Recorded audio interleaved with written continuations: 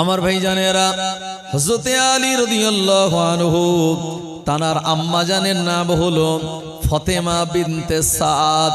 ফাতেমা বিনতে সাদ যখন গর্ভবতী, ফাতেমা বিনতে সাদ যখন হামেলা, এ সময় তিনি আল্লাহ পাকের কাবা বাইতুল্লাহর কাছে চলে গেলেন।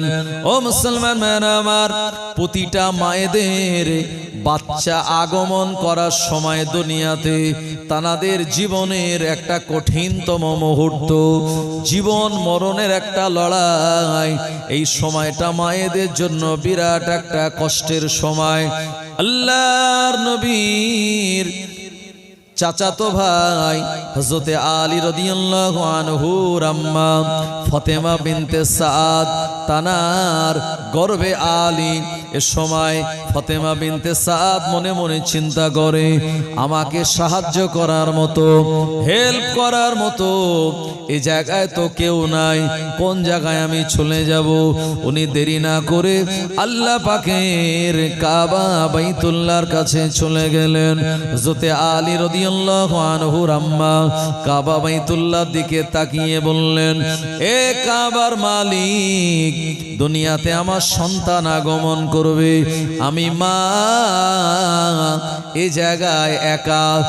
এ কাবার মালিক, আপনি আমায় সাহায্য করতে পারেন, আপনি ছাড়া অন্য কেউ আমার সাহায্যকারী নাই।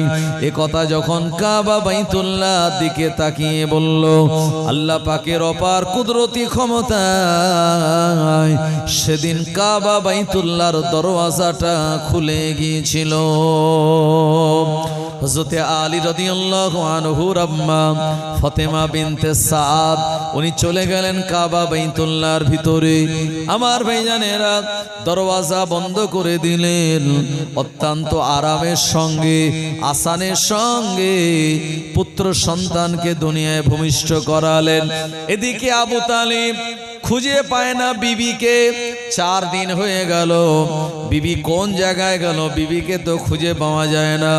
গোটা মক্কার জমিনে চারিদিকে খুঁজে খুঁজে যখন পাওয়া গেল না, এমন সময় কাবা বাইতুল্লাহর কাছে গিয়ে আবু তালিব বলে, কাবার মালিক, আমার গর্ভবতী বিবি হারিয়ে গেল, কোন জায়গায় গিয়েছে খুঁজে পাই না। ও কাবার মালিক, আপনি আমার বিবিকে খুঁজে দিন। আমার ভাইজানেরা, আবু তালিব এমন দোয়া করে যখন বাড়ির পথে রওনা হলো, এদিকে আলী হুজুরের আম্মা 4 দিন পর কাবা বাইতুল্লাহ দরওয়াজা খুলে বাইরে বার হলেন।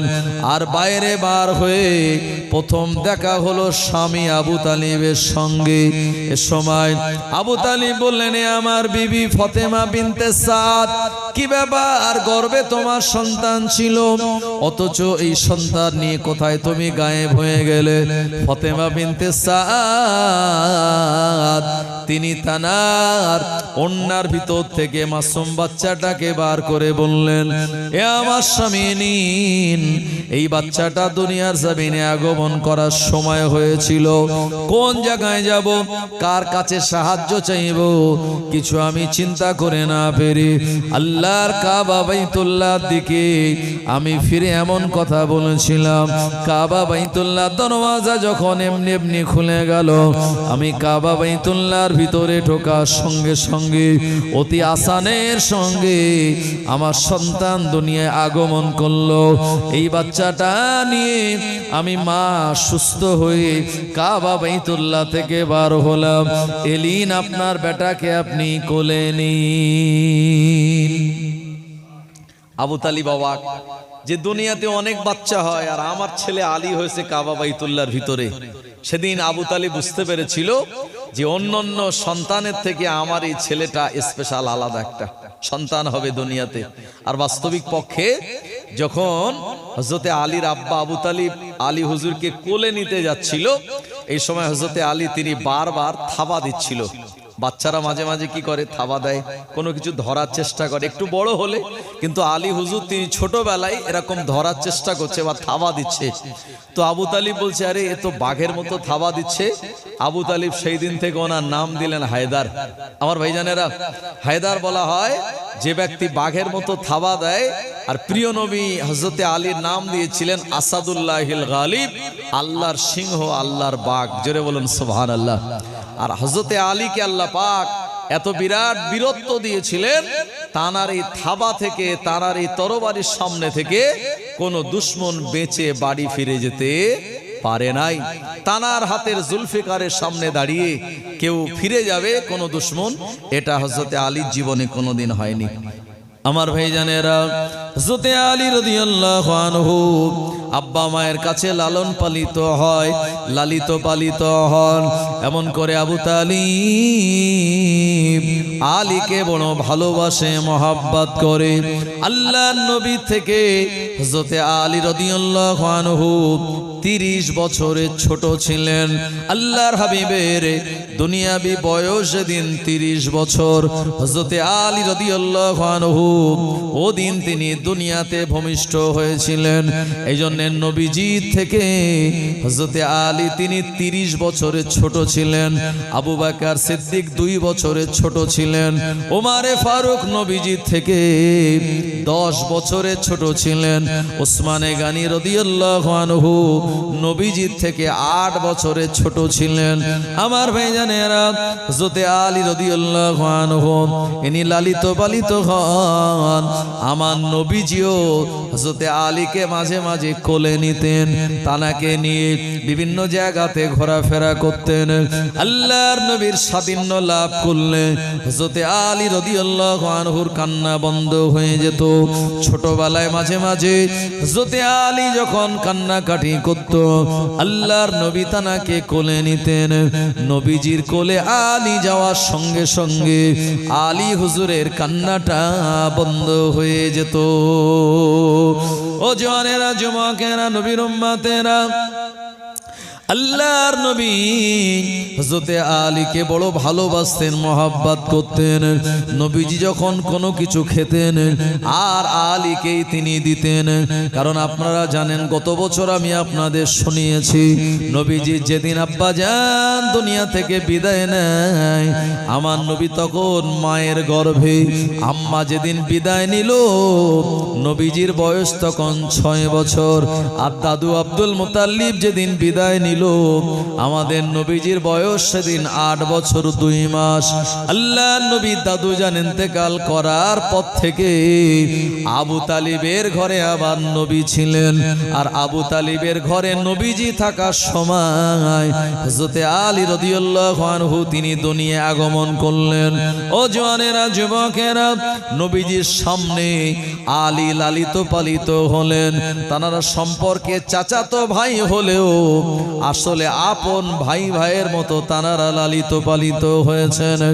আমার নবীজিও আবু তালিবের ঘরে আর আলীও আবু তালিবের ঘরে।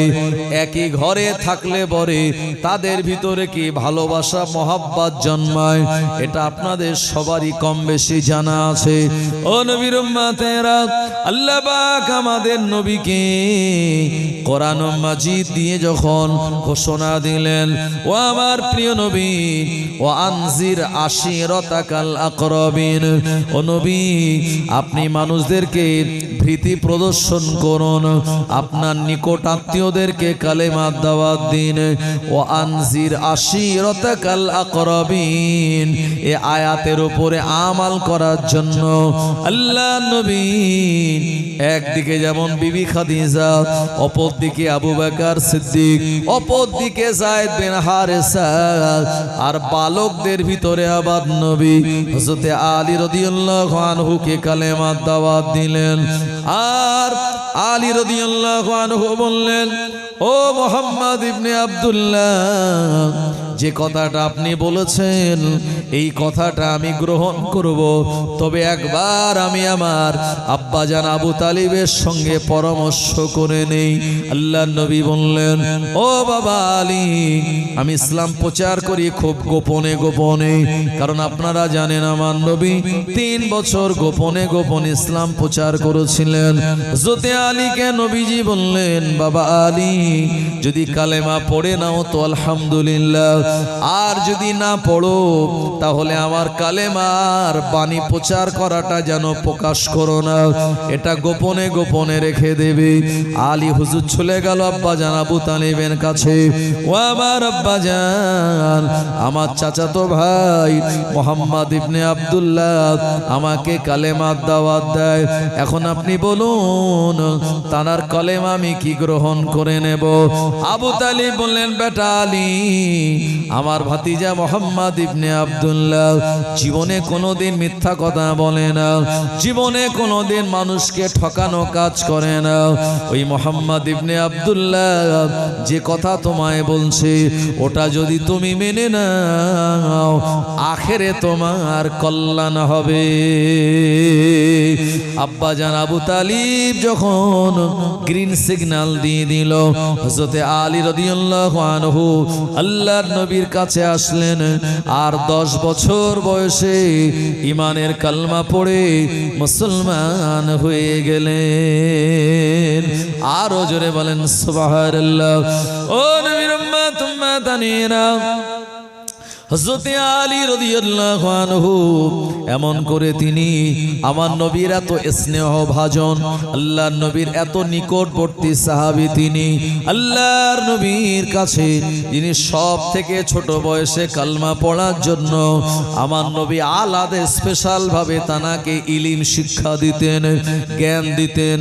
আর হযরতে আলী রাদিয়াল্লাহু আনহু 10 বছর বয়স থেকে নবীজির কাছে থাকার কারণে যে ইলিম আর জ্ঞানগুলি তিনি পেয়েছিলেন, প্রতিটা ইলিম জ্ঞান তানার ব্রেনের ভিতরে এত বিরাট ভাবে বিস্তার লাভ করেছিল।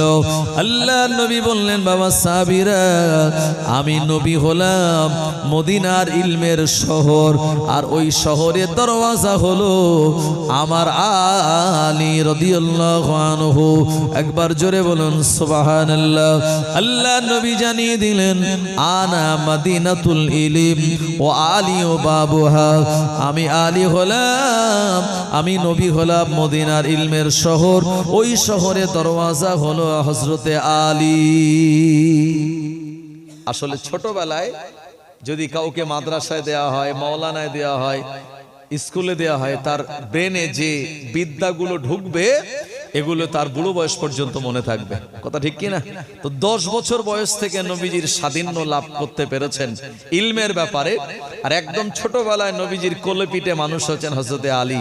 সুতরাং তানার স্পেশাল একটা দরওয়াজা মর্যাদা, এটা আপনাদের আর বুঝতে কারোর বাকি নেই। আমার ভাইজানেরা, আল্লাহ নবী দিন দুনিয়ার বাদশাহ নবী পাক সাল্লাল্লাহু আলাইহি ওয়াসাল্লাম এমন করে তিনি 53 বছর বয়সে হিজরত করেছিলেন। আর হযরতে আলী রাদিয়াল্লাহু আনহুকে আমার নবী বললেন, বাবা আলী, এই মাল সামানগুলি পরের দিন সকালবেলা মানুষকে তুমি ফিরিয়ে দেবে। বিশ্বনবী আমার রাতের বেলা বেরিয়ে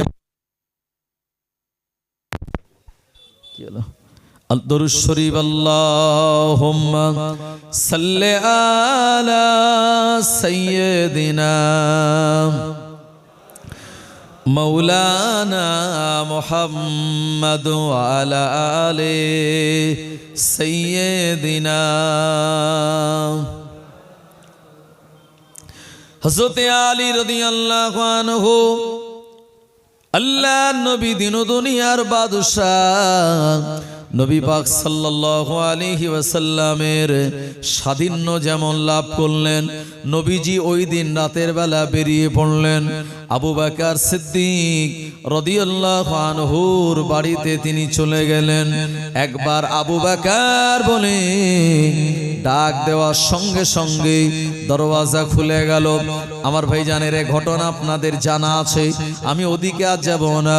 এদিকে আমার নবী আবু বকর সিদ্দিককে নিয়ে লম্বা ঘটনা আপনারা জানেন, কারে সুরে চলে গিয়েছিলেন। আমার ভাই ভাইজানেরা, সারা রাত বেঈমান বেদিনেরা আল্লাহর হাবিবের ঘরটা তারা ঘিরে আছে। মুহাম্মদ ইবনে আব্দুল্লাহ সকালবেলা উঠে যখন কাবা বাইতুল্লাহ যাবে, আর এ সময় তার উপরে আমরা সবাই মিলে তরবারি মেরে জনমের মতো হত্যা করে দেব। নবীজি আমার তাদের মাথার উপরে ধুলোবালি ছিটিয়ে দিয়েছিল। কোরআন মাজিদের সূরা ইয়াসিন আল্লাহ পাক শুনিয়েছেন, ওয়াজআলনা মিন বাইনি আইদিহিম সাদ্দাও ওয়া মিন খালফিহিম সাদ্দান ফাআগশাইনাহুম ফাহুম লা ইবসিরুন। আমি আল্লাহ তাদের সামনে আর পিছনে প্রাচীর নির্মাণ করে দিয়েছিলাম, লা ইবসিরুন, এর কারণে তারা আপনায় দেখতে পায়নি। সকাল হয়ে গেল, আল্লাহর নবীর একজন সাহাবী দেখে বেঈমানেরা সব নবীজির ঘর ঘিরে আছে। আল্লাহর নবী সাহাবী বলেন, ব্যাপার কি? বলল, মুহাম্মদ শুয়ে আছে, উঠলে পরে আমরা সবাই মিলে তার উপর আক্রমণ করব। ও সাহাবী বললেন, না না না, আমাদের নবী তো অনেক আগেই তোমাদের সামনে দিয়ে বেরিয়ে গেল। বলল, না না, ওই তো চাদরের তলায় শুয়ে আছে। ইয়ামানের একটা ডোরাকাতা চাদরের ভিতর থেকে হযরতে আলী রাদিয়াল্লাহু আনহু তিনি উঠলেন। দুশমনরা দেখে অবাক হয়ে গেল, এ বিছানা তো মুহাম্মদ ইবনে আব্দুল্লাহর, এই বিছানায় আলী কেমন করে আসলো? ওরা আমার নবীকে না পেয়ে হযরতে আলীর উপরে যত রাগ গিয়ে পড়ল।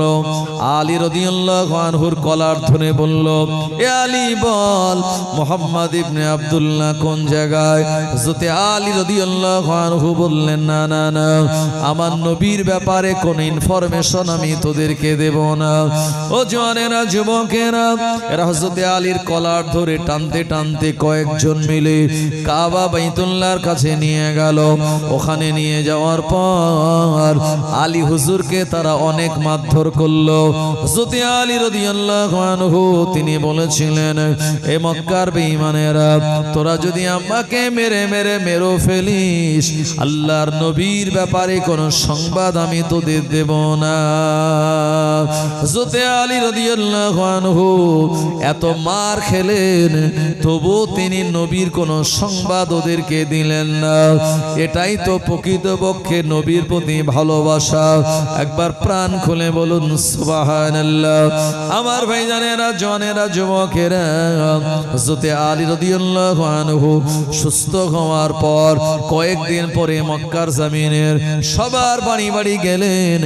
নবীজি যাদের নাম বলে দিয়েছিলেন তাদের সোনা দানা টাকা পয়সা যা যেখানে ছিল সব তানাদেরকে দিয়ে, আর কোন এক রাতের বেলা আল্লাহর নবীর হিজরতের পরে আলী রাদিয়াল্লাহু আনহু একা একা মদিনার জমিনে তিনি হিজরত করেছিলেন। ও জওয়ানেরা, যুবকেরা, হযরতে আলী রাদিয়াল্লাহু আনহু মদিনার জমিনে যখন হিজরত করলেন, আল্লাহর নবীর সঙ্গে সাক্ষাৎ করলেন। নবীজি খুশি হয়ে বললেন, বাবা আলী, তুমি সবার শেষে হিজরত করেছো। ও আলী, তোমার কোনো অসুবিধা হয়নি তো? হযরতে আলী বললেন, না ইয়া রাসূলুল্লাহ, সমস্ত আমানাতকে ফেরত দিয়েছো। হুজুর, সব আমানত আমি ফেরত দিয়ে দিয়েছি। নবীজি বললেন, বাবা আলী, তুমি আমার সঙ্গেই আবু আইয়ুব আনসারী রাদিয়াল্লাহু আনহুর ঘরে দিয়ে অবস্থান করো। এরপরে হযরতে আলী রাদিয়াল্লাহু আনহু মদিনার জমিনে যাওয়ার পর তার শরীরটা খারাপ হলো, জ্বর আসলো। হযরতে বেলাল, হযরতে যায়েদ বিন সাবিত রাদিয়াল্লাহু আনহু, এনাদের সবার সর্দি কাশি জ্বর আসলো। আল্লাহর নবীর কাছে আবু বকর সিদ্দিক গিয়ে বললেন, হুজুর, মক্কার আবহাওয়া গরম আর মদিনার আবহাওয়া নরম। মদিনার আবহাওয়া নরম হওয়ার জন্য আপনার সাহাবীদের অনেকের সর্দি কাশি জ্বর। হুজুর, আপনি তাদের জন্য দোয়া করুন, আল্লাহ পাক যেন শরীরটা ভালো করে দেয়। আল্লাহর নবী আল্লাহর দরবারে দোয়া করে বলেন, আল্লাহ, মদিনার ওয়েদার, মদিনার আবহাওয়া আমার সাহাবীর অনুকূলে করে দিন। আমার সাহাবীদের জন্য স্বাস্থ্যসম্মত করে দিন। নবীজির এই দোয়া কবুল হয়ে কোনো ঔষধ ছাড়াই সাহাবীদের শরীর খারাপকে আমার আল্লাহ ভালো করে দিয়েছিলেন। আরো জোরে বলেন সুবহানাল্লাহ। ও জওয়ানেরা, যুবকেরা, আল্লাহর নবী সাহাবে কেরামদের শরীর খারাপ হওয়াটা এটা ছিল একটা পরীক্ষা। আল্লাহর নবী বললেন, যারা মুমিন হয় আমার আল্লাহ পাক তাদের সামান্য শরীর খারাপের বদলাতে, এমনকি তাদের পায়ে যদি একটা কাঁটাও ফোটে, ওই কাঁটা ফোটার বিনিময়ে জীবনের ছোট ছোট গুনাহকে মাফ করে দেন। আরো জোরে বলেন। ফেরাউন দুনিয়াতে বেঁচে ছিল কতদিন জানেন? ফেরাউন দুনিয়াতে বেঁচে ছিল 965 থেকে 60 বছর। কিন্তু এই ফেরাউন 965-60 বছর সে যে হায়াত পেয়েছিল, আল্লাহ তাকে লম্বা হায়াত দিয়েছিল। এই লম্বা জিন্দেগিতে ফেরাউনের একদিন সর্দিও হয়নি, ওর কাশিও হয়নি, জ্বর কিচ্ছু হয়নি। তো যারা ফেরাউনকে খোদা বলে মানত, ফেরাউন তো নিজেই বলেছিল আনা রব্বুকুমুল আলা, আমি হলাম বড় খোদা। তো ফেরাউন বলতো, দেখ তোদের সর্দি হয়, কাশি হয়, জ্বর হয়, মাথার যন্ত্রণা হয়, কত কিছু সমস্যা হয়, কিন্তু আমার কোনোদিন এরকম কিছু হয় না, কারণ এ কারণেই আমি খোদা। জোরে বলে নাউজুবিল্লাহ। এই জন্য আমার কিছু হয় না, আর তোদের মাঝে মাঝে শরীর খারাপ হয়। প্রিয় নবী বলেছেন, আল্লাহ যাকে ভালোবাসে না আল্লাহ তারে সব সময় সুস্থ রেখে দেয়। আল্লাহ যাকে ভালোবাসেন, আল্লাহর রহমত থেকে যে বঞ্চিত হয়ে গেছে, সে ডান্সে ঘুরে বেড়ায়, নামাজ কালাম পড়ে না, অন্যায় অপরাধ করে, হারাম জিনিস খায়, মানুষকে গালাগালি করে, তারপরে শরীর খারাপ হয় না, বুঝলেন? আর যারা মুমিন তাদের ঘন ঘন শরীর খারাপ হয়, বিপদ আপদের ভিতরে পড়ে। তো জিবরাইল আলাইহিস সালাম বলছে, আল্লাহ এই ফেরাউনের তার তো কোনোদিন শরীর খারাপ হয় না, সে সদা সর্বদা সুস্থ রয়েছে। আল্লাহ আপনার সঙ্গে এত গাদ্দারি করে, এত দুশ্মনী করে, তো আল্লাহ আপনি তো তাকে বিপদ আপদ দিতে পারেন। আল্লাহ বললেন, ও ফেরেশতা জিবরাইল, আমি আল্লাহ ফেরাউনকে এ কারণে শরীর খারাপ দিই না, তার কারণ হলো কিয়ামতের দিন ও যেন আমার কাছে দাবি করতে না পারে, ও আমার আল্লাহ, আল্লাহ আমার জ্বর হয়েছিল, আমার মাথার যন্ত্রণা হয়েছিল, আল্লাহ আমার শরীর খারাপ হয়েছিল, এর বিনিময়ে আপনি আমায় ক্ষমা করে দিন, এ কথাটা যেন না বলতে পারে। আমি আল্লাহ এ কারণে জীবনে কোনোদিন তার অসুস্থতা দেয়নি। আমার ভাইজানেরা, এ ফেরাউন যেদিন নীল নদের দরিয়াতে হাবুডুবু খাচ্ছিল, আল্লাহ পাকের ফেরেশতা জিবরাইল আলাইহিস সালাম তিনি বর্ণনা করেন, আমার আল্লাহর হুকুমে আমি আসলাম, আর ফেরাউনের মুখের ভিতরে নীল নদের দরিয়ার কাদা বালিগুলি আমি পা দিয়ে ঠেসে দিলাম তার মুখে, কারণ একবারও যেন কলমা না পড়তে পারে আর বলতে না পারে, আল্লাহ আমার ভুল হয়ে গেছে, ক্ষমা করে দিন, এ কথাটা বলার সুযোগ যেন না পায়। ফেরেশতা জিবরাইল আলাইহিস সালাম ওই ফেরাউনের মুখের ভিতরে কাদা বালিগুলো ঠেসে দিয়েছিল। এ দ্বারা মুহাদ্দিসিনগণেরা বলেছেন, এই ঘটনা দ্বারা প্রমাণ হয় যে আল্লাহ কত দয়াময়, আল্লাহ পাক কত মেহেরবান। 960 বছর যে লোকটা গাদ্দারি করলো, আল্লাহর বিরুদ্ধে চললো, সে যদি তওবা করে, জিবরাইল আলাইহিস সালামের ভয় হচ্ছে না জানি ফেরাউনের এই তওবাকে আল্লাহ কবুল করে তাই ক্ষমা করে দিতে পারে, এই সুযোগ যেন না পায়, এজন্য তার মুখে কাদার বালিগুলি ফেরেশতা ঢুকিয়ে দিয়েছিল। আমার ভাইজানেরা, জওয়ানেরা, যুবকেরা, এজন্য যখন মুমিনের রোগ হয়, পায়ে যদি একটা কাঁটাও ফোটে, আপনি ভাববেন এটা আপনার গোনার একটা কাফারা হয়ে যাচ্ছে। সুবহানাল্লাহ বলেন। আমার ভাইজানেরা, ও জওয়ানেরা, যুবকেরা, নবীর উম্মতেরা, বিশ্ব নবী আমার এমন করে তিনি চলে গেলেন মদিনাতুল মুনাওয়ারায় আবু আইয়ুব আনসারী রাদিয়াল্লাহু আনহুর বাড়িতে। হযরত আলী রাদিয়াল্লাহু আনহু হিজরত করার পরে নবীজির সঙ্গেই থাকলেন। নবীজি বললেন, বাবা সাহাবীরা, আর আমি আবু আইয়ুব আনসারীর বাড়িতে নয়, একটা জায়গা তোমরা দেখো, যে জায়গাটা কিনে নিয়ে মসজিদ বানানো হবে। আমার ভাইজানেরা, নবীজি সাহাবীরা গোটা মদিনার জমিন ঘুরে ঘুরে একটা জায়গা পছন্দ করলেন, যে জায়গাটা ছিল দুইজন এতিম বালকের জায়গা। এই এতিম বালকের একজনের নাম হলো সাহাল, আর একজনের নাম হলো সোয়াইল। আমার নবী তাদেরকে ডাক দিলেন। আল্লাহর নবী বললেন, ও বাবা সাহাল আর সোয়াইল, এই জায়গাটা আমার বড় পছন্দ হলো, এই জায়গাটাকে বিক্রি করে দিতে হবে, আমি তোমাদের কাছ থেকে কিনে নেব।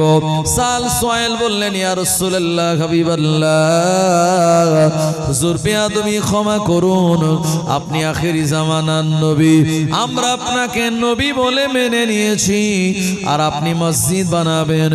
মসজিদ হলো মুসলমানদের প্রাণ কেন্দ্র, ইবাদতের জায়গা, সিজদা দেওয়ার জায়গা। এই জায়গাটা আমরা এমনি এমনি দান করে দেব। আল্লাহর নবী বললেন, না না না, এমনি এমনি নিয়ে নিলে মদিনার ইহুদিরা, মুনাফিকেরা আমার ব্যাপারে তারা খারাপ মন্তব্য করবে। পয়সা দিলেন নবীজি। এই জায়গাটা কিনে নেওয়ার পর এই জায়গায় সাহাবে কেরামদেরা সহযোগিতা করে কাজকাম করে মদিনার মসজিদ বানালেন।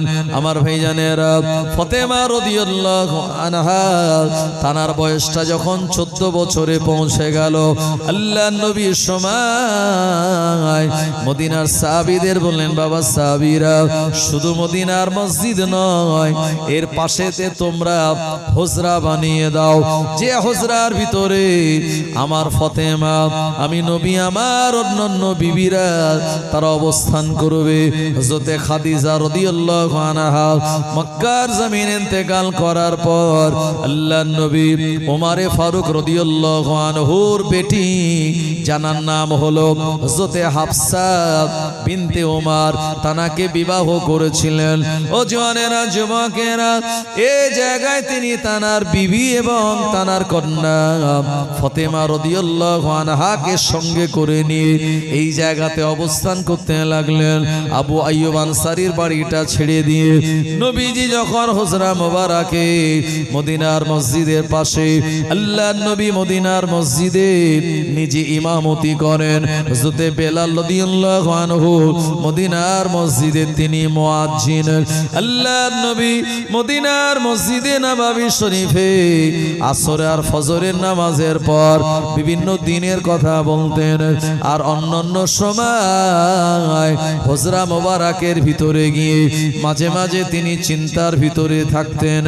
হযরত আবু বকর সিদ্দিক রাদিয়াল্লাহু আনহু এ সময় আল্লাহর হাবিবের কাছে তিনি যাতায়াত করতেন। আল্লাহর নবী একদিন চিন্তাযুক্ত অবস্থায় এ সময় আবু বকর হুজুর বললেন, ইয়া রাসূলুল্লাহ, হাবিবাল্লাহ, হুজুর কোন কারণে আপনি চিন্তা করেন, একবার কি কথাটা আমায় বলবেন? আল্লাহর নবী বলেন, বাবা আবু বকর, তুমি হলে সব থেকে আমার নিকটতম সাহাবী, সব কথা আমি তোমার সঙ্গে শেয়ার করি, আমার চিন্তার অন্য কোনো কারণ নয়। আমি একটা ব্যাপারে একটু চিন্তা করছি, সেটি হলো আমি আমার কন্যা ফাতেমাকে বিবাহ দেব। এ ব্যাপারে আমার মাথায় একটু চিন্তা এসেছে, তবে আল্লাহর উপরে আমার পরিপূর্ণ ভরসা। হযরত আবু বকর সিদ্দিক রাদিয়াল্লাহু আনহু বললেন, ইয়া রাসূলুল্লাহ, হাবিবাল্লাহ, এ ব্যাপারে সমাধান আমি করে দেব, অসুবিধা নাই। হযরত আবু বকর সিদ্দিক রাদিয়াল্লাহু আনহু মদিনার অলিতে গলিতে সাহাবীদের বাড়িতে চলে গেলেন।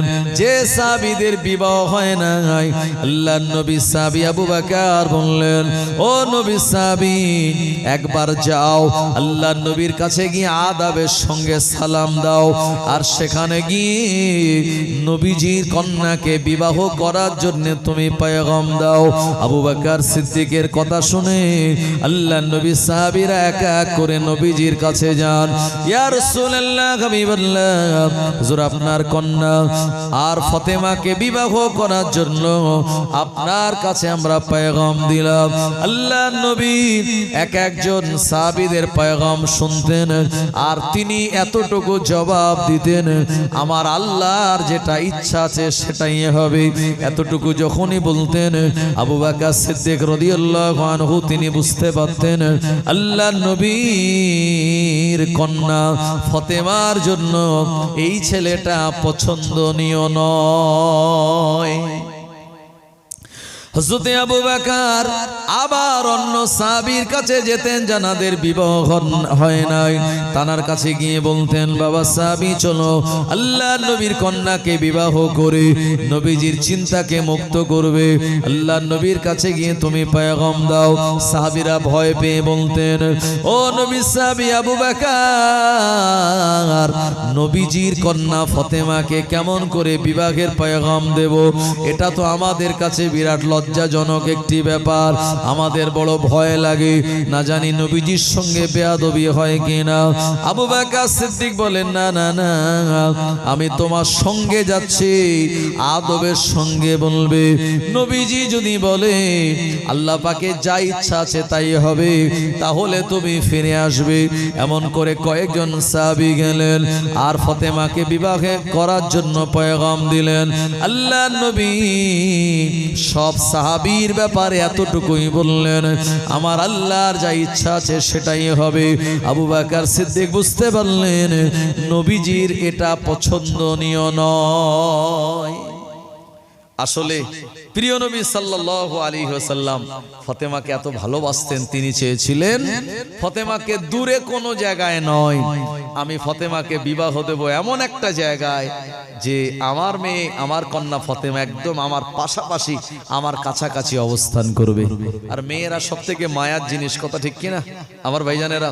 আর নবীজির 7 জন কন্যাকে আপনার দাফন দেওয়ার পরে একমাত্র কন্যা সন্তান, 7 জন সন্তানাদিকে দাফন দেওয়ার পর একজন কন্যা সন্তান ফাতেমা রাদিয়াল্লাহু আনহা, যেটা নবীজির হিজরতের পরে এখন তিনি হায়াতে, এক সন্তানের প্রতি তানার কি ভালোবাসা মহব্বত, আপনারা সবাই তা বুঝতে পারছেন আমার ভাইজানেরা।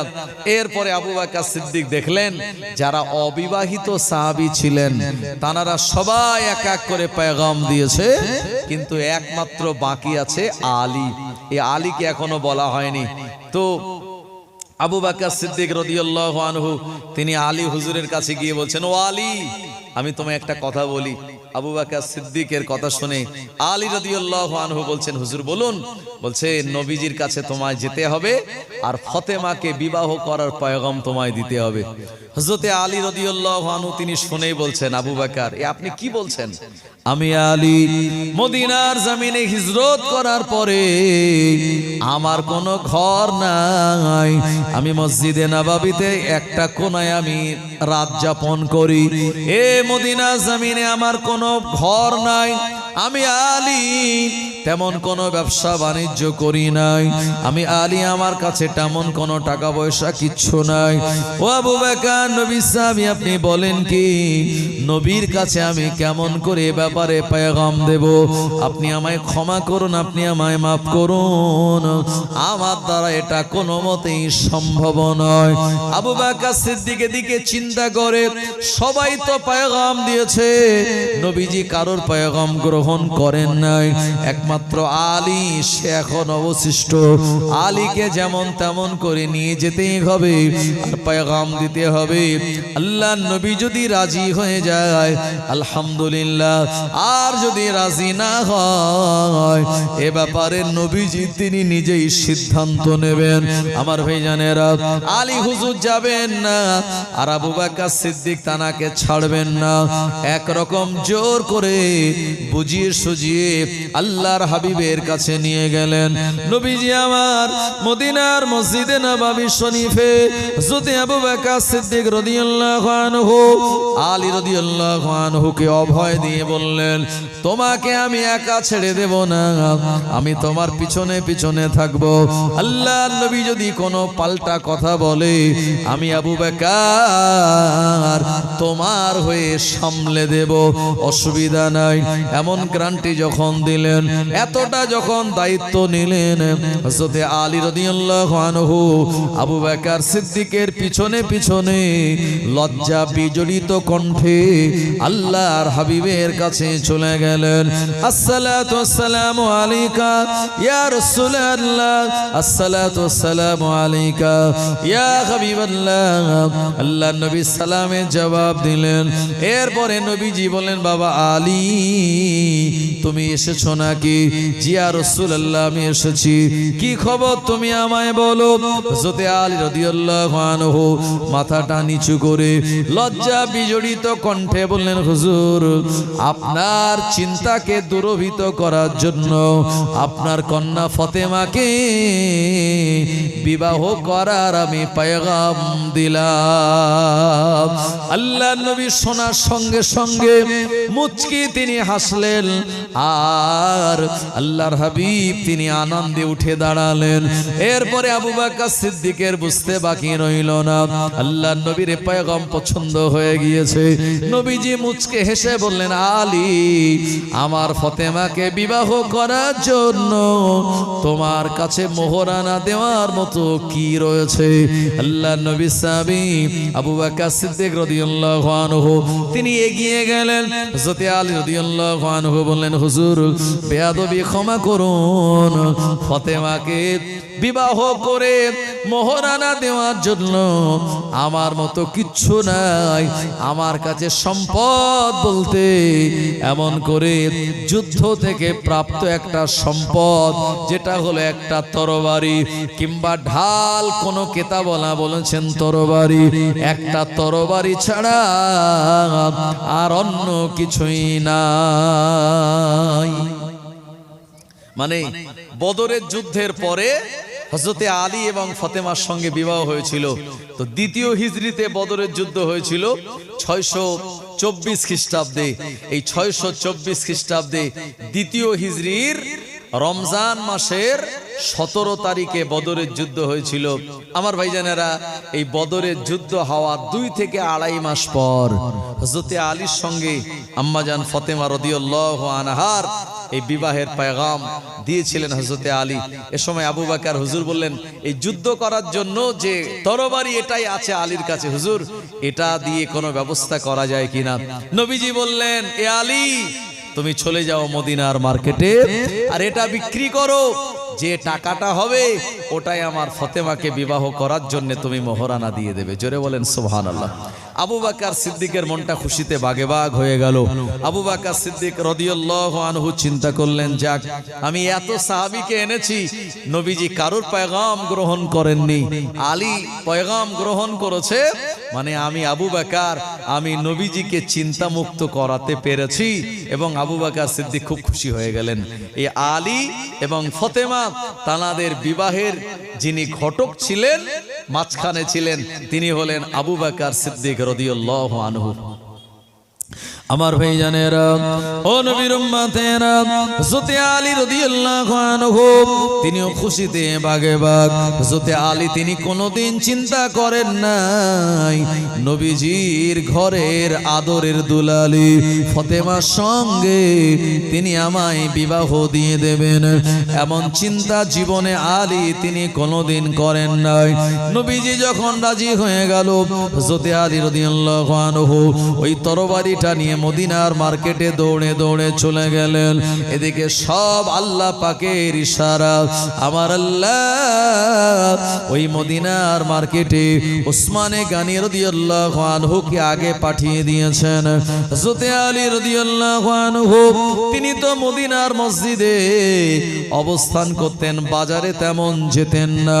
হযরত আলী যখন মার্কেটে বাজারে গেলেন, উসমানে গানী এগিয়ে এসে বলল, ও নবীর সাহাবী আলী, কি ব্যাপার মদিনার মার্কেটে আজকে তুমি, কি ব্যাপার? এ সময় আলী রাদিয়াল্লাহু আনহু বললেন, ও নবীর সাহাবী উসমান, আমি আমার এই তরবারিটা বিক্রি করতে চাই। কেন বিক্রি করবে? এ সংবাদ আগে ভাগে উসমানে গানী রাদিয়াল্লাহু আনহু তিনি একটু উপলব্ধি করতে পেরেছিলেন। আলী রাদিয়াল্লাহু আনহু তিনি ফাতেমাকে বিবাহ করবেন, মোহরানা দেওয়ার জন্য তরবারি মদিনার মার্কেটে বিক্রি করতে এসেছেন। এ তরবারি যা দাম তার থেকে 4-5 ডবল বেশি দাম দিয়ে 200 দিরহাম দাম দিয়েছিলেন।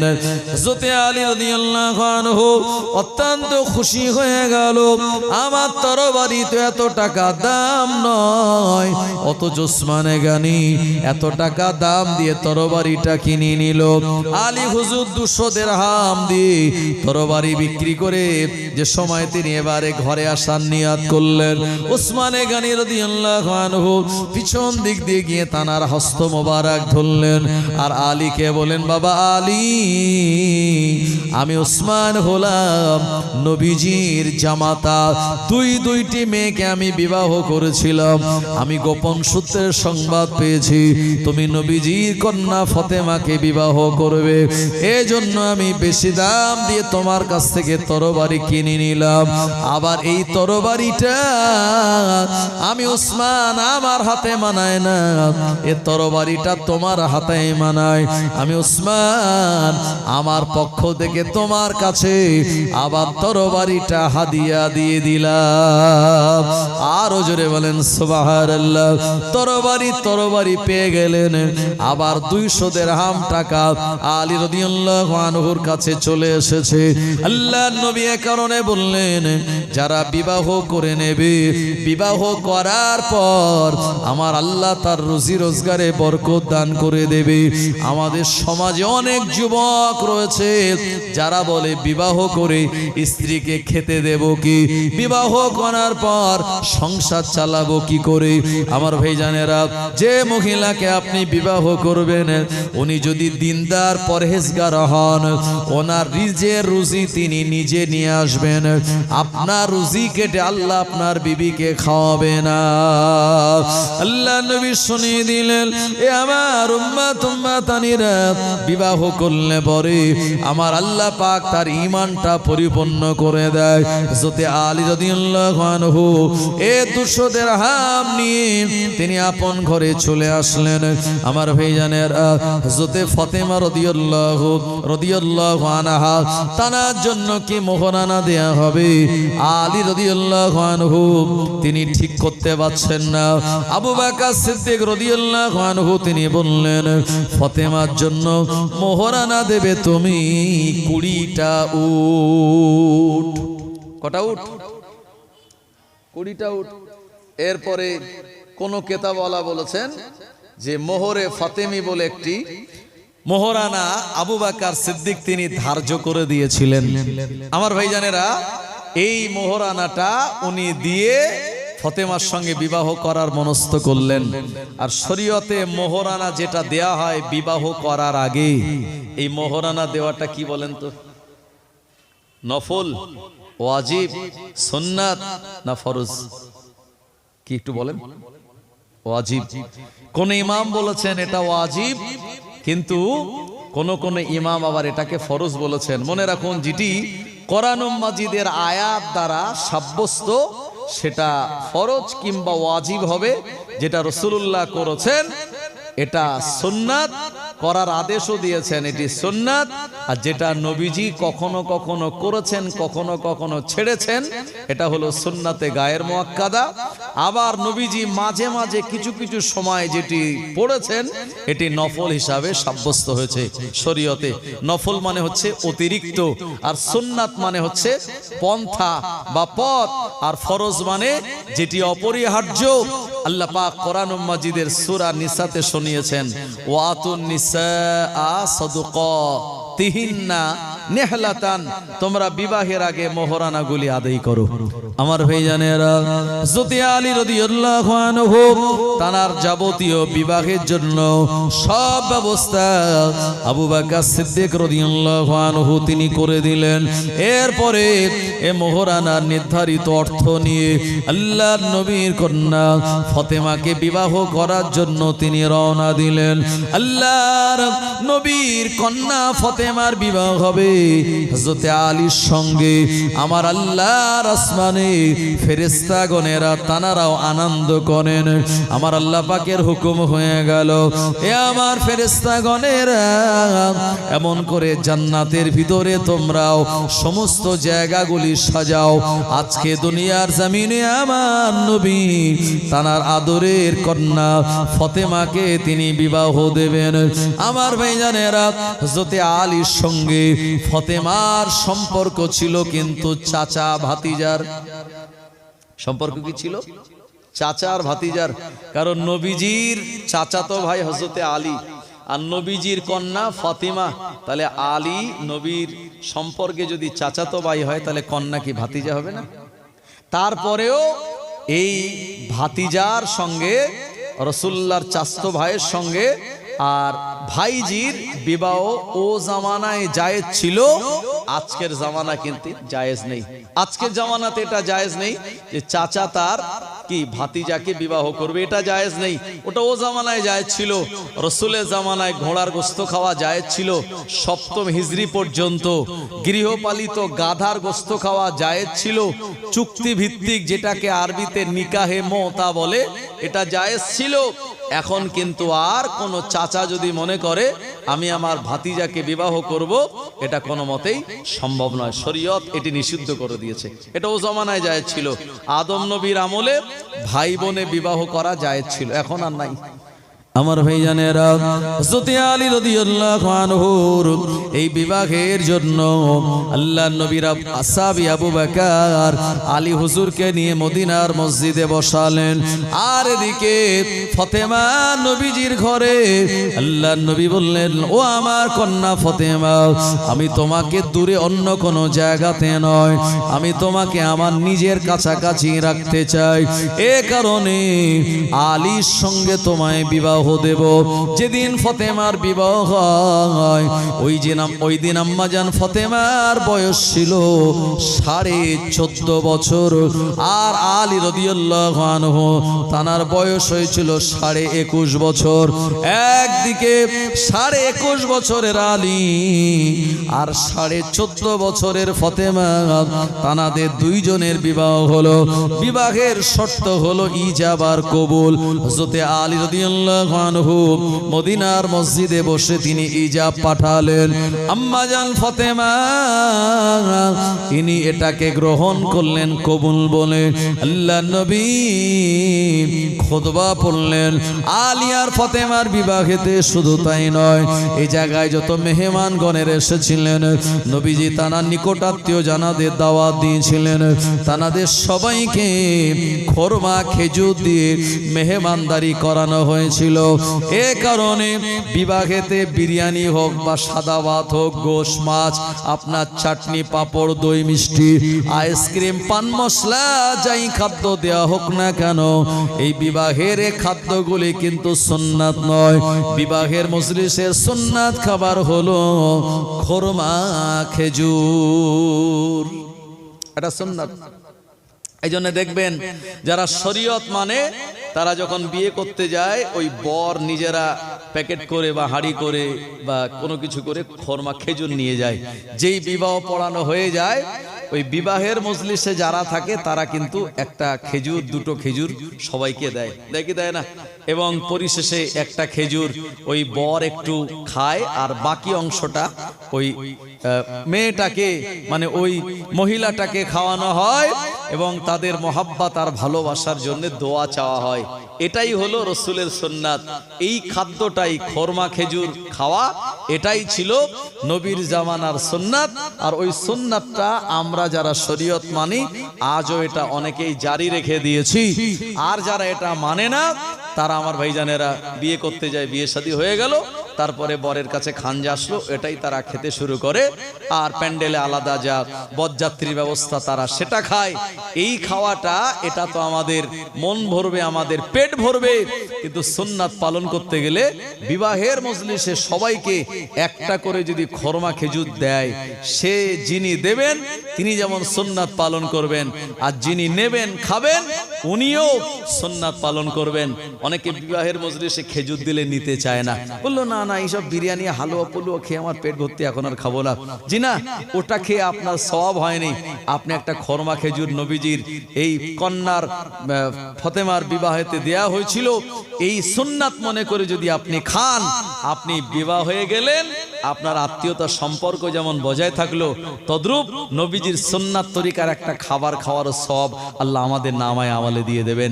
এজন্য একটু জোরে বলেন সুবহানাল্লাহ। আমার ভাইজানেরা, এজন্য বিবাহের মজলিসে অন্তত একটা খরমা খেজুর নেবেন। আর যারা বিয়ে করতে যাবে তার বাড়ির লোকের একটু বেশি করে খরমা নিয়ে যাবে, যাতে অন্তত সবাইকে দেওয়া যায়। কেউ বা এমন শুকনো খেজুর নিয়ে যায় যে চিবানো যায় না, কি ওই যে সাদা যেটাকে কি খরমা মতো বলে, না মিষ্টি লাগে আর না চিবানো যায়। আমার ভাইজানেরা, না একটু ভালো মানের নিয়ে যাবেন, এটা সবাই যেন পায়, এটা অত্যন্ত একটি সওয়াবের কাজ। আমার ভাইজানেরা, আল্লাহ নবী সাহাবে কেরামদেরকে এই খরমা খেজুর দিয়ে তিনি মেহমানদারি করালেন। আর বরকতের জন্য আল্লাহর হাবিব তিনি দোয়া করলেন। ও জওয়ানেরা, যুবকেরা, হযরত আলী রাদিয়াল্লাহু আনহু তিনি বিবাহ করলেন বটে, কিন্তু ফতেমাকে নিয়ে কোন ঘরে কোন জায়গায় থাকবেন এমন কোন ঘর কিন্তু হযরত আলীর ছিল না।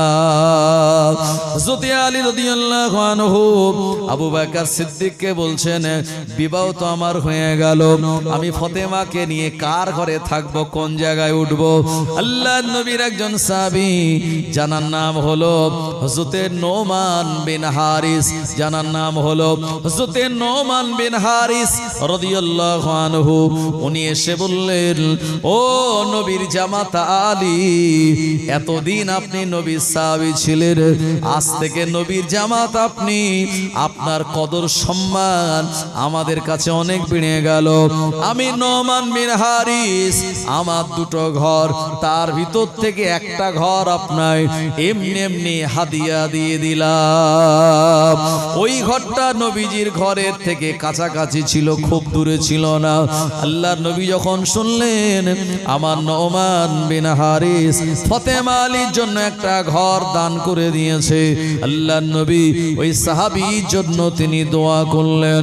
হযরত আলী রাদিয়াল্লাহু আনহু এই সময়তে তিনি ফতেমাকে নিয়ে যখন রওনা দেবেন, আল্লাহর হাবিব ফতেমার হাতটা আলীর হাতের সঙ্গে দিয়ে বললেন, মা, আজ থেকে তোমার গার্জিয়ান হলো আমার আলী, ও আমার কন্যা ফতেমা, জীবনে তুমি এমন কথা বলবে না, এমন আচরণ করবে না, আমার আলী তোমার স্বামী যেন দুঃখ না পায়। ও ফতেমা, তোমার খেদমাতে, তোমার আচার আচরণে, তোমার ব্যবহারে যদি আলী রাজি আর খুশি হয়ে যায়, আমার আল্লাহ তোমার উপরে রাজি খুশি হয়ে যাবে। আরো জোরে বলেন। কি সুন্দর শিক্ষা!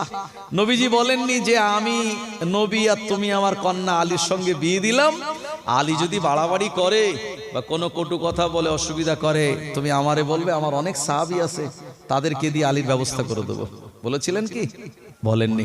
আমার ভাইজানেরা, তিনি বলেছিলেন ফাতেমা আলীকে মহাব্বত করবে, ভালোবাসবে। তোমার স্বামী যদি তোমার উপরে রাজি হয়, আল্লাহ পাকও তোমার উপরে রাজি হয়ে যাবে। সুবহানাল্লাহ। এটাই হলো প্রকৃত রাসূলুল্লাহর আদর্শ সুন্নাত। এজন্য অনেক মেয়ের আব্বারা, মেয়ের গার্জিয়ানরা যদি মেয়েকে কথা বলে যে আমি তোকে বিবাহ দিলাম, কোনো অসুবিধা নাই, যদি অসুবিধা হয় একটু ফোন করবে, আমরা সে ব্যবস্থা নিয়ে নেব। তাহলে সেই বৌমাটা শ্বশুর শাশুড়িকে না মানবে না তার স্বামীকে মানবে। কথা ঠিক কিনা? আমার ভাইজানেরা, হযরত আলী রাদিয়াল্লাহু আনহু নোমান বিন হারিসার ঘরে তিনি চলে গেলেন। আল্লাহর হাবিব তানাদের দুইজনের জন্য দোয়া করলেন।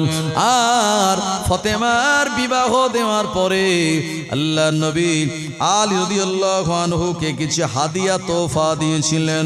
আমার ভাইজানেরা, শ্বশুর বাড়ি থেকে কোনো কিছু চেয়ে নেওয়া কিন্তু জায়েজ নয়, কিন্তু যদি শ্বশুর বাড়ি থেকে কিছু দেয় আপনাকে, তাহলে ওটা নিতে কোনো অসুবিধা নাই। আমার ভাইজানেরা, আল্লাহর নবী হযরত আলী রাদিয়াল্লাহু আনহুর সঙ্গে ফাতেমাকে বিবাহ দিয়ে তিনি যে জিনিসগুলো দিয়েছিলেন, কিতাবওয়ালা লিখেছেন, দিয়েছিলেন আপনার দুটো বালিশ। যে বালিশের ভিতরে তুলো ছিল না, এই বালিশের ভিতরে ছিল আপনার খেজুর গাছের শিকড় নরম করে দেওয়া, খেজুর গাছের শিকড় নরম করে দেওয়া দুটো বালিশ দিয়েছিলেন। আর দিয়েছিলেন একটা পাথরের হাঁড়ি, যেটাতে ভাত রান্না হবে, পাথরের হাঁড়ি, কাঁসা পেতলের নয়। আর দিয়েছিলেন আপনার যেটা ওই যে জাঁতা ঘোরায় না, যেটা দিয়ে আপনার ওই যে গম জব এগুলো পেশা হয়, এইরকম একটা জাঁতা হাদিয়া দিয়েছিলেন। আর দিয়েছিলেন নামাজের একটি মুসাল্লা। আমার ভাইজানেরা, আর তিনি দিয়েছিলেন নবীজি সাল্লাল্লাহু আলাইহি ওয়াসাল্লাম ওই পানির একটা মশক, যেটাতে পানি বহন করা হয়।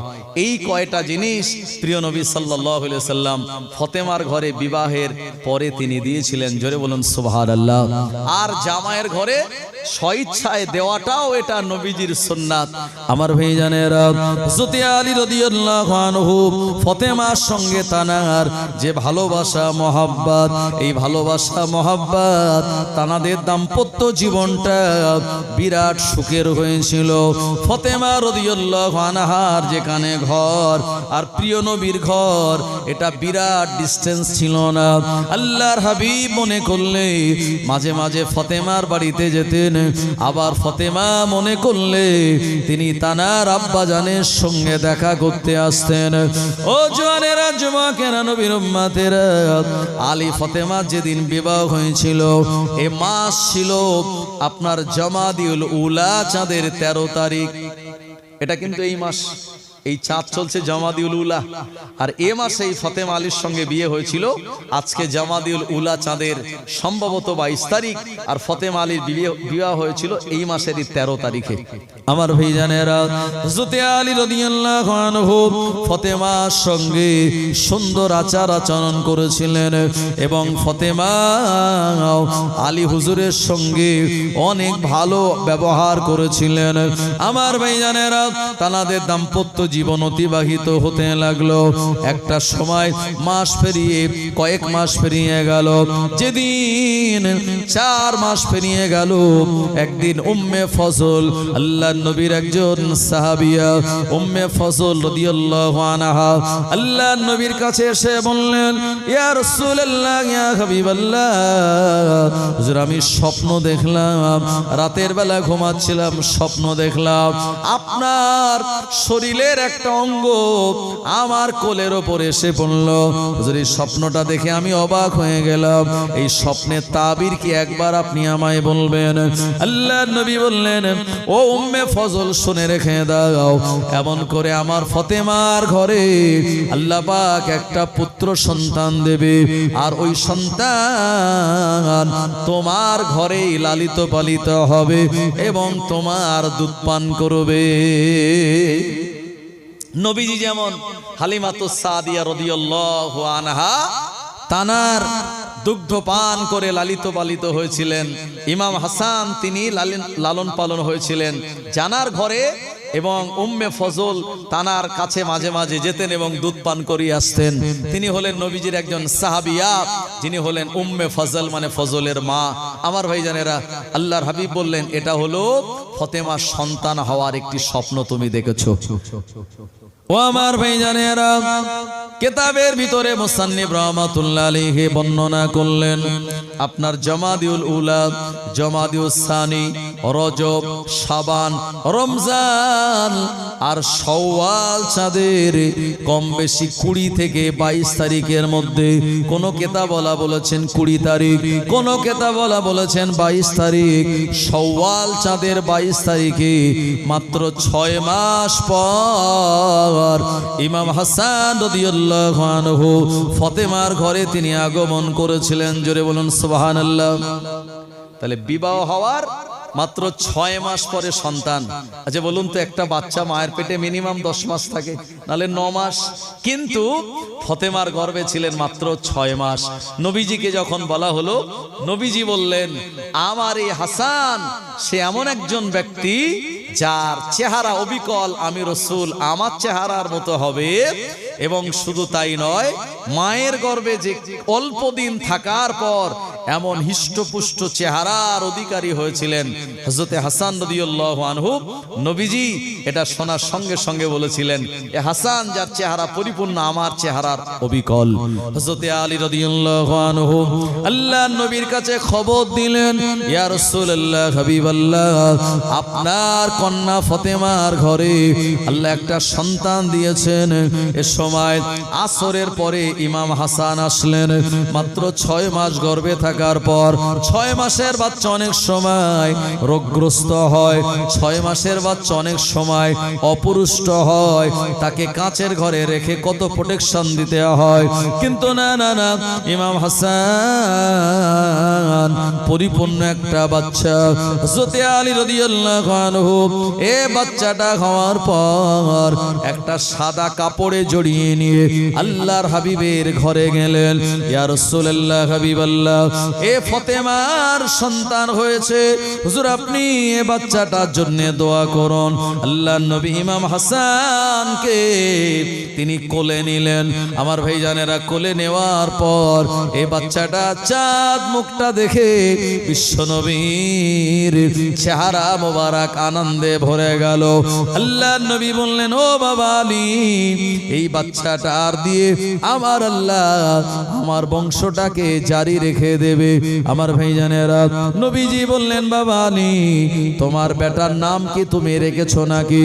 হযরতে আলী বললেন, হুজুর এখনো নাম রাখিনি, তবে নাম রাখার একটু চিন্তা করেছি, তার নাম রাখবো আমি হরফ। আল্লাহর নবী বললেন, না না না, হরফ নাম নয়, আমি রাসূল যখন মেরাজে গিয়েছিলাম সিদরাতুল মুনতাহায় আমি এই বাচ্চাটার নাম দেখে এসেছি, যেটা আমার দেওয়া নাম নয়, স্বয়ং আল্লাহ পাকের দেওয়া নাম। এই বাচ্চাটার নাম রাখো হাসান। জোরে বলেন, আরো জোরে বলেন সুবহানাল্লাহ। ইমাম হাসান রাদিয়াল্লাহু আনহু তার নাম রাখা হলো। এরপরে আলী রাদিয়াল্লাহু আনহু বললেন, হুজুর আপনার কন্যা ফাতেমার সন্তান হওয়ার পর মহিলাদের আর একটা অতিরিক্ত রক্ত বাহির হয়, যেটা না হলে পরে ওই মহিলারা সুস্থ থাকে না, এমন একটা অবস্থা ফাতেমার ব্যাপারে দেখা যায়। আল্লাহর নবী বললেন, ও আলী চিন্তা করো না, আসরের নামাজের পর আমার আদরের নাতি হাসান হয়েছে, আর ফাতেমাকে মাগরিবের নামাজের জন্য গোসল করে তুমি নামাজ পড়তে বলো। আমার ফাতেমাকে আমার আল্লাহ তাহেরা পবিত্রা বানিয়েছে। আরো জোরে বলেন সুবহানাল্লাহ। আমার ভাইজানেরা, প্রিয় নবী বললেন, আমার এই ফাতেমা এনাকে আল্লাহ পাক তাহেরার পবিত্রা বানিয়েছে। এখন সন্তান আসরের পরে হয়েছে, গোসল করে সে মাগরিবের নামাজ আদায় করে নিক, এবং আল্লাহ পাক তাকে সেই সক্ষমতা দান করেছিলেন। জোরে বলুন সুবহানাল্লাহ। নবীজি বলেছিলেন, আমার ফতেমা শুধু ফতেমা নয়, আমার ফতেমার উপাধি আছে কয়েকটা, জানার নাম হলো ফতেমার উপাধি রাসূল বললেন উম্মুল হাসান, তানার আরেকটা উপাধি হলো উম্মুল হোসাইন, তানার আরেকটা উপাধি হলো উম্মুল মাহসিন, তানার আরেকটা উপাধি হলো উম্মুল আয়েম্মা, আরেকটা উপাধি হলো উম্মে আবিহা, আর ফতেমার আরেকটা উপাধি হলো তাহেরা। আমার ভাইজানেরা, তানার আরেকটা উপাধি নবীজি মাঝে মাঝে আদর করে ফতেমাকে ডাকতেন জাহারা বলে, আবার আদর করে ডাকতেন জাকিয়া বলে, আবার মাঝে মাঝে তিনি ডাকতেন রাজিয়া বলে, আবার মাঝে মাঝে তিনি নবীজি বলতেন মুবারিকা, আজরা, সাইয়্যিদাতুন নিসা। এতগুলি কথা নবীজি ফতেমাকে বলতেন। জোরে বলুন সুবহানাল্লাহ। আমার ভাইজানেরা, আসলে সন্তানকে আমরা মাঝে মাঝে ভালোবাসি না? সবাই মাঝে মাঝে কেন, সব সময় ভালোবাসি আমরা। তো সন্তানকে মাঝে মাঝে সোনা মনা, আমরা আকাশের চাঁদ, আমরা চাঁদের টুকরা, আমরা কত কিছু উপাধি দেই, তাই না? তো রাসূলুল্লাহ সাল্লাল্লাহু আলাইহি ওয়াসাল্লাম ফতেমাকে এক এক সময় এই নামগুলি দিয়ে ডাকতেন, যেগুলি আমি কিতাব থেকে পড়ে আমি ছবি তুলে এনে আপনাদেরকে শোনাচ্ছি, কারণ এত সব মনে রাখা সম্ভব নয়। আমার ভাইজানেরা, তো এত সুন্দর করে নবীজি যখন ডাকতেন, আর ফতেমা অত্যন্ত তিনি আনন্দিত হতেন। জোরে বলুন সুবহানাল্লাহ। আমার ভাইজানেরা, ও নবীর উম্মত উম্মাতানিরা, সবাই আম্মা জান ফতেমা রাদিয়াল্লাহু আনহা তিনি পরের বছরে আবার তিনি গর্ভবতী হলেন। আর উম্মে ফজল বললেন, ইয়া রাসূলুল্লাহ, হাবিবাল্লাহ, হুজুর আমি আবারও স্বপ্ন দেখলাম আপনার শরীরের একটা অঙ্গ আমার কোলের উপরে এসে পড়ল। আল্লাহর হাবিব বললেন, ও উম্মে ফজল, আল্লাহ পাক ফতেমার ঘরে আবার একটি সন্তান দেবে, এ সন্তানের কারণে এমন স্বপ্ন তুমি দেখেছো। আমার ভাইজানেরা, পরের বছরে ফতেমার ঘরে আল্লাহ পাক আরেকটি সন্তান দিয়েছিলেন। আল্লাহর নবী জানার নাম রেখে দিলেন ইমামে হোসাইন। একবার প্রাণ খুলে বলুন সুবহানাল্লাহ। আল্লাহুম্মা সাল্লি আলা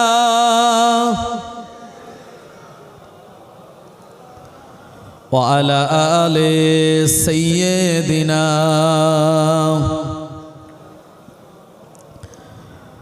মা ফতেমার নয়নমণি হযরত আলীর জান ইমাম হোসাইন শহীদ হলেন কারবালা ময়দান।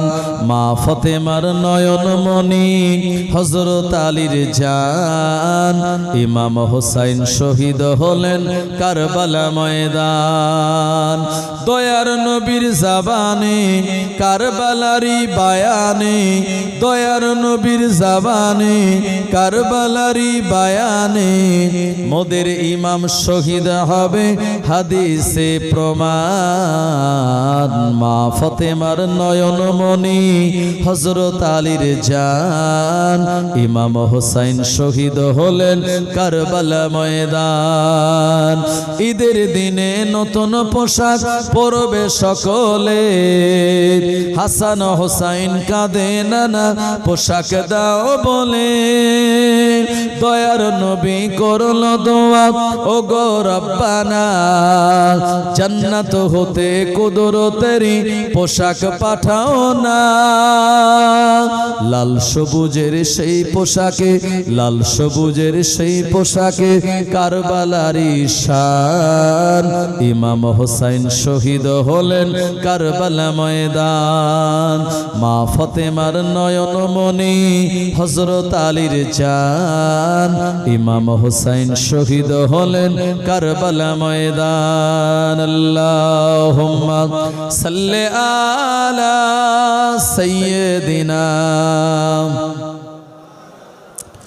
ওয়া আলা আলি সাইয়্যিদিনা।